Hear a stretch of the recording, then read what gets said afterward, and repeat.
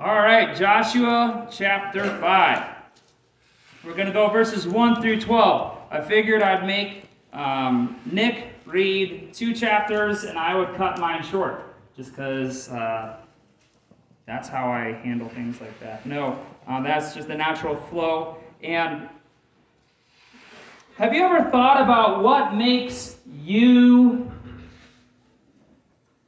you? But not only that, what makes your family distinctly your family? What makes this church distinctly this church? What are the markers that set one group of people apart from the other?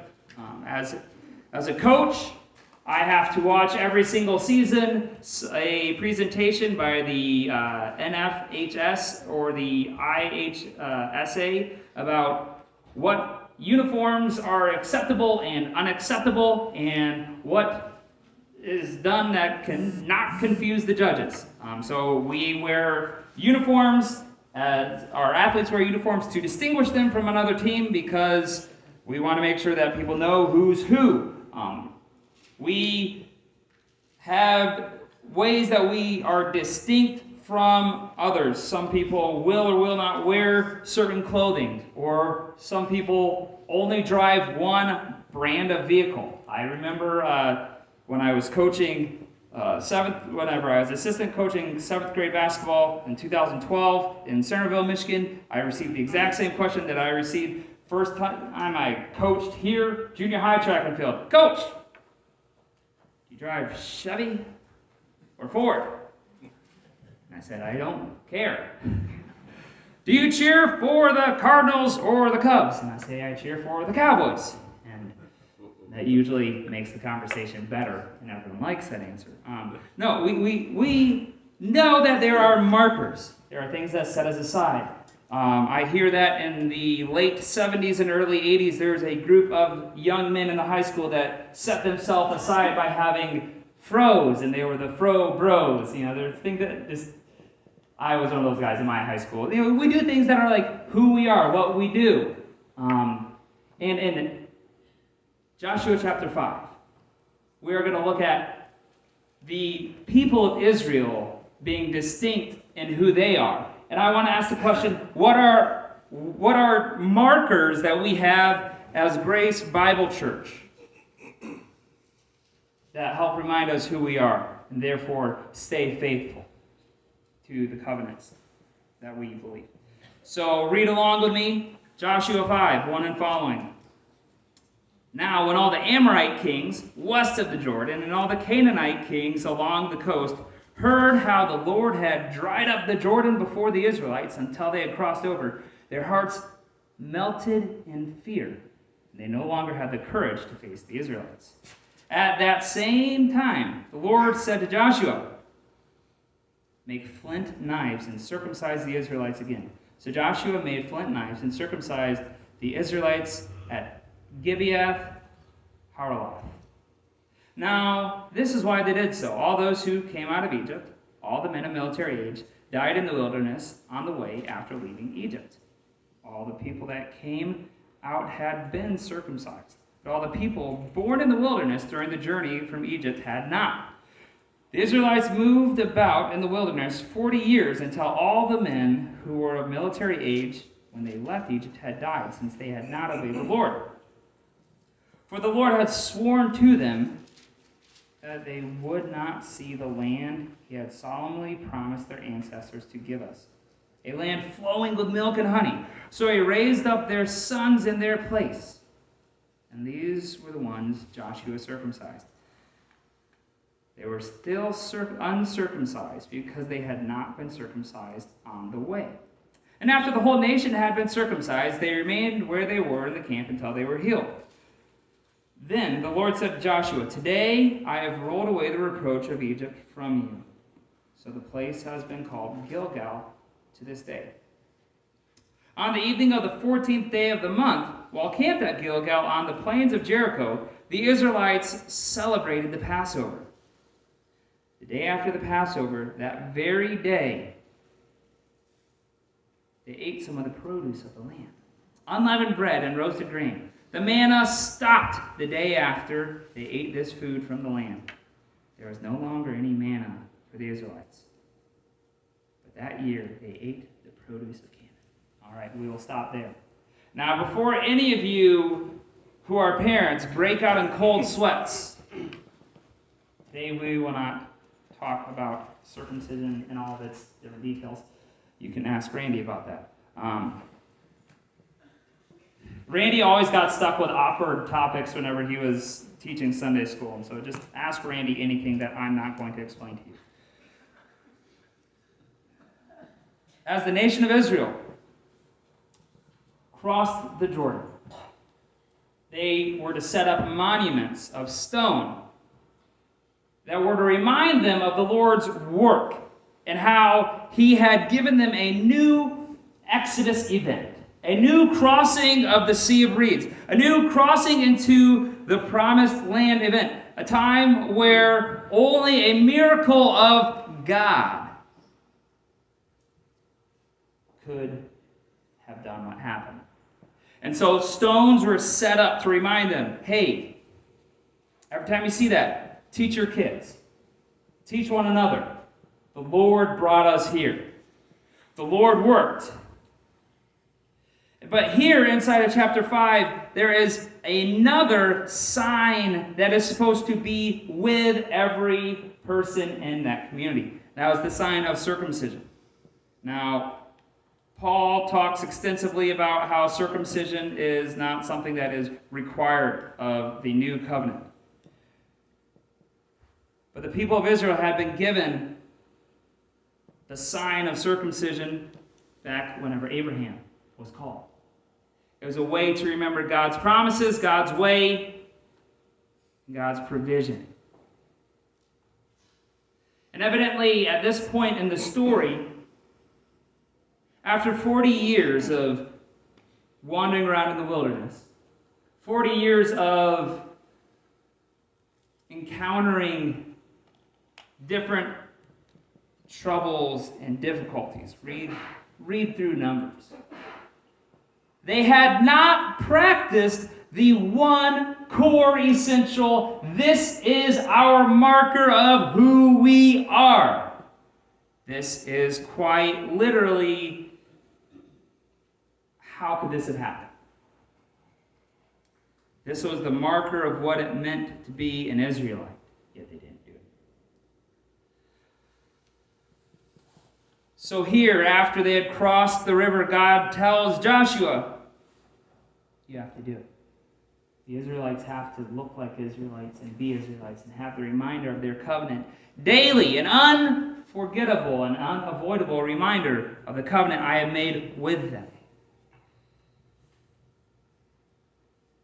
The entire nation did it. I want to pause in a moment.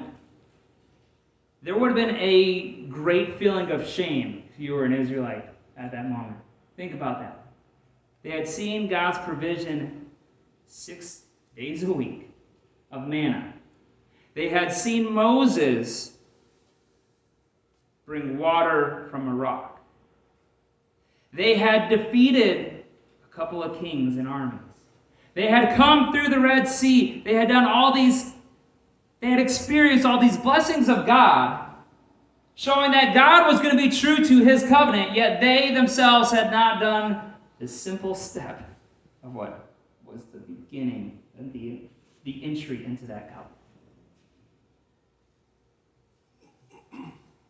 Oftentimes, whenever we are living in our 21st century world, we try to ask, well, what is the application to today if Paul says that this stuff isn't necessary? If we read Galatians and say we don't have to do this. As Christians, we have markers of the covenant that God has made with us and are holding to that covenant being true. And I want to just quickly discuss, well, not quickly, but I want to discuss those today. Because we have been given the signs of the covenant that God has with us: a baptism, a church membership, of communion, and I would say even, yes, of foot washing. What are things that God has given to Grace Bible Church, and I would argue to the greater community of believers at large, to remind them of His victory, of His promise, of His fulfillment? The promise, the covenant sign of circumcision was given to show that, hey, you're old, Abraham, your wife's old, but I will bring a seed and you will become a great nation. There's nothing out of Abraham and Sarah. We as Christians, in baptism, in Romans 6, it's talked about how baptism is a vivid reminder of God's truth and God's victory. Baptism, I would argue, is very similar to circumcision, of that you don't do it twice. And it's supposed to be something that's an unavoidable reality. I mean, like, you can't be baptized and wonder what just happened. I mean, I don't walk around with a bucket of water just splashing people going, gotcha! I mean, like, it has to be done on purpose. And I really love talking about how the different modes or manners that people are baptized symbolize different things. But that's not exactly what I want to do today. I don't want to walk through sprinkling, through pouring, through dunking 3 times, through 3 times forward, backwards, all that jazz. When you're baptized, you're declaring to yourself, you're declaring to the community, you're declaring to your family, you're giving yourself a flag in the stand. That God's victory, that God's kingdom, that God's community is one that you are a part of. That it was not you who accomplished your salvation, but God. When you are baptized, at least as I have commonly grown up, the backwards dunking, which I know used to be forward 3 times, baptismals with different shapes and sizes, you do what you can. Jesus died. It was His death that brought you the victory. He rose as you raised from the waters of baptism. And He gives you His new life. And you go forward washed by Him and not by your own self. Like, you jumping in a lake is not getting baptized. It has to be done by someone else. Your moment of baptism is a milestone, a stepping stone, a launching pad that God has given to you to remind you whenever you aren't sure about the promises holding true. Can I unbaptize anybody? I need to hear a verbal response. Can I unbaptize someone? Can, whenever Josh baptized his sons, I didn't jump up with a sponge and go no, I can't undo it. There's nothing I say, nothing I do. I can't cause it to have not happened.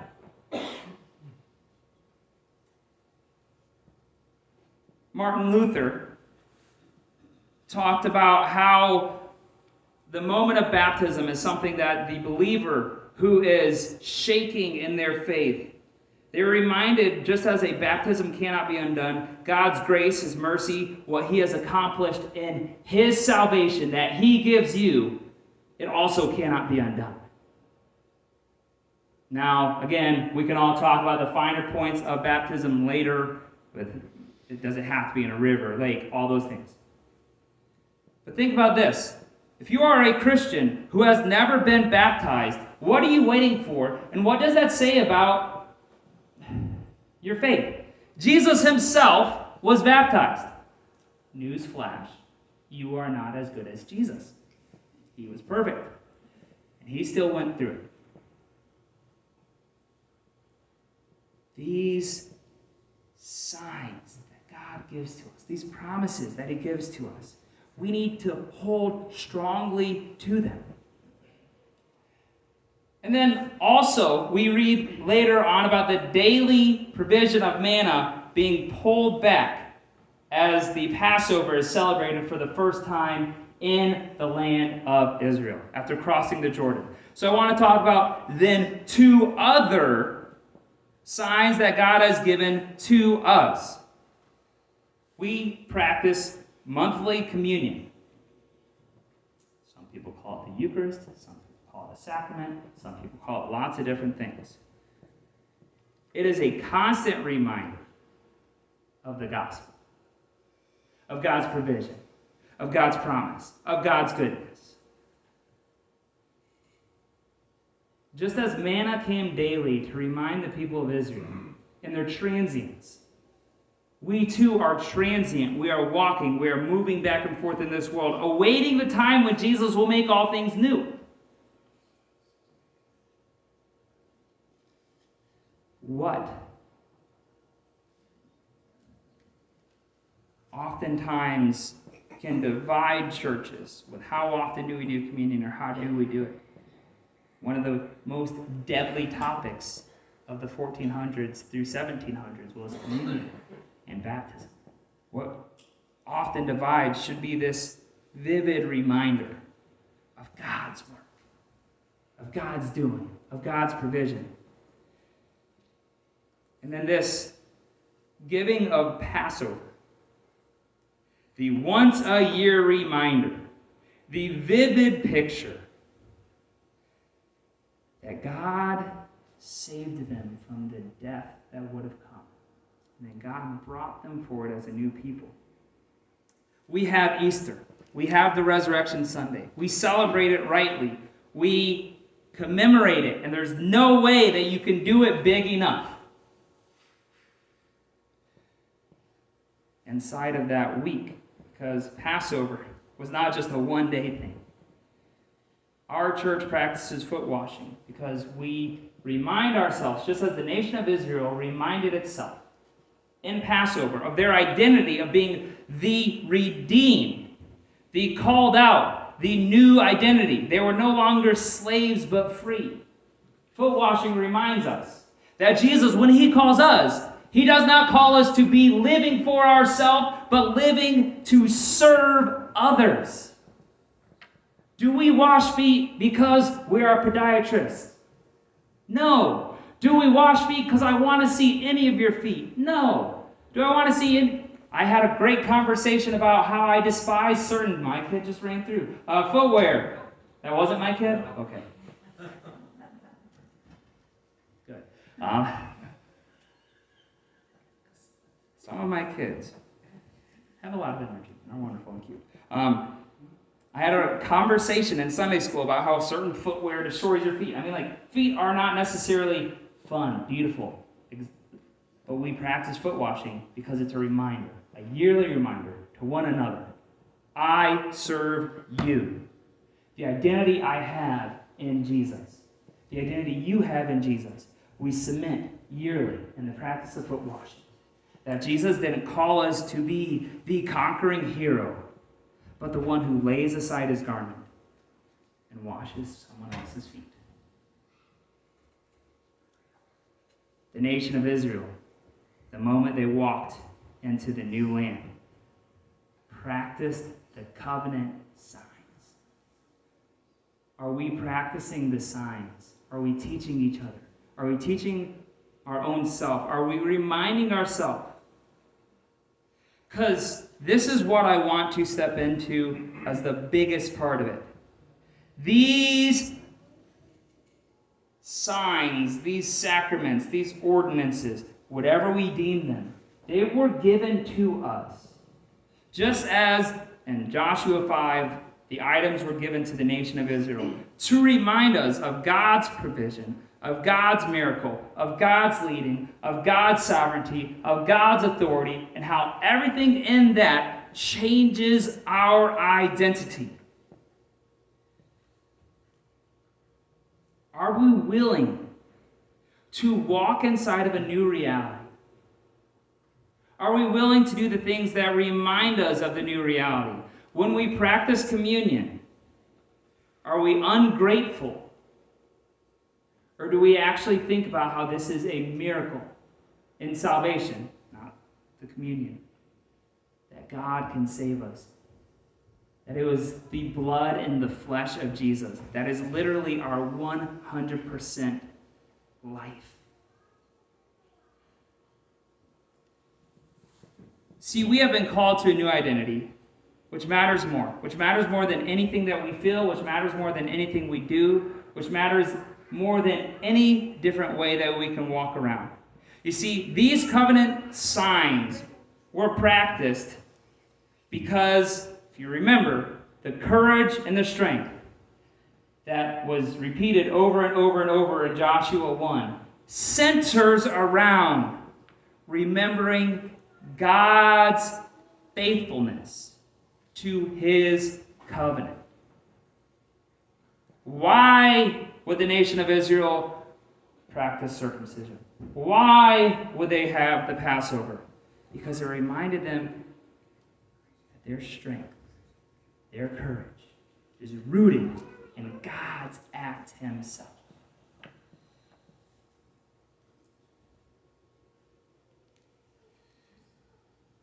Because oftentimes we can want to go on our own will, on our own way, or in our own strength. We go about and we try to do things. We try to make changes. We try to be revolutionary. We try to leave a legacy. All these very cliche statements. But it is inside of the circumcision of Israel, the Passover of Israel, inside of our baptism, inside of our communion, inside of our foot washing, that we are reminded that it is not our will. If I were to come up with a practice that just got people excited to be Christians, I would not wash feet. I'm just going to put that out there. But what did Jesus in his will give us?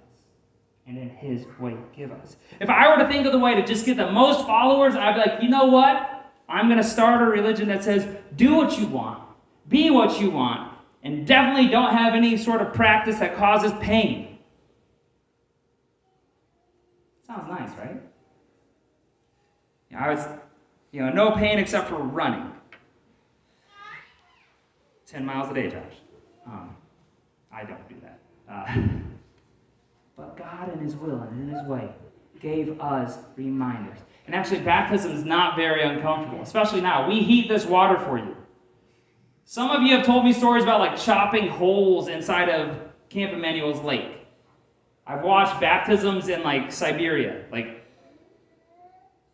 We do things that actually aren't that painful. But when we move forward, when we walk each day, whenever we try to be strong and courageous, I want you to think about how it's not your strength, it's not your courage, it's not your will, it's not your way. It's God's strength that comes through his faithfulness of his covenant that leads you forward. We're going to talk about a lot of things in the book of Joshua. And I want to just reiterate over and over. I want to say over and over. I want to just make sure it's stated over and over. Everything is God's victory accomplished first. And what we do, what we practice, how we live as Christians needs to be a reminder of that. And so, here's going to be my challenge for you. My immediate challenge. This is not my, hey, Ben's trying to pop up numbers, but I'm going to put it this way. If you are not a member of a church, why not? The people of Israel, if they didn't get circumcised, they were not part of the covenant community. They did not receive the covenant promises. They did not receive the covenant blessings. They were not they were not viewed as Israelite. Why are you not a member of a church? If you are not baptized, why are you not baptized? Be baptized. If you're not baptized because you aren't a believer, let's talk about why don't you believe. If you don't come to the love feast and wash other people's feet, why not? Why don't you remind yourself and others about your identity of service? Because you know what? If you're not able to actually literally wash someone's feet because you have a broken thumb, or you have shoulder issues, or if you have an extreme footophobia, do you know what all of the deacons and I will let you do? Still sit at the table and not gag, or not throw up, or not have to do something. Because it's about a reminder that you're part of this covenant community, that we remind each other, we're here to serve. We're here to be the people who are transformed by the identity of Jesus Christ. We call ourselves Christians not because it's a fun word, but to remind ourselves that we are the followers of Jesus, who want to look like Jesus and who want to be like Jesus. And Jesus laid down his life. He was God up in heaven. And he said, you know what I'm going to do? I'm going to go through pain of being on earth. I'm going to suffer with the people. I'm going to die for the people. We remind each other of these things. Because you know what I want us to be about at Grace Bible Church? And you know what the deacons want us to be about? Service, sacrifice, love. Making sure that everyone around us doesn't think, oh, Grace Bible Church, they don't care. We want everyone to think, Grace Bible Church, they love. Grace Bible Church, they love. Grace Bible Church, they love. They sacrifice. And there are ways that we can remind ourselves of these identities. So just as last week we talked about what are the reminders and maybe the pictures or the milestones, we are given signs by God that we practice. Parents, if you don't know how to have the baptism talk with your kid, you have the CLC that's more than willing to have that conversation. Parents, if you aren't sure how to talk about communion with your kids, you have the CLC who's willing to do that. If you have no idea what Love Feast is and foot washing is, what do you also have? The CLC to ask us what it's about. I have yet to hear someone who went to foot washing who's like, that's just really weird and I'm never going to do that again. I hear about people saying that was awesome. So, you have been given a new identity through Jesus Christ. You have been given signs to remind you of that. I challenge you to go out and live that. Let's pray. Heavenly Father, we love you. Thank you for your compassion and your mercy and your grace and your kindness. Thank you for the blessings and the signs that you've given to us that show us the beauty of your salvation, the glory of your work, of your identity that you've given to us. Let us always fall completely upon your grace, realizing that it is not us, our own strength, or our own will, or our own way, but everything is through Jesus, by Jesus, and for Jesus. I pray this in Jesus' name.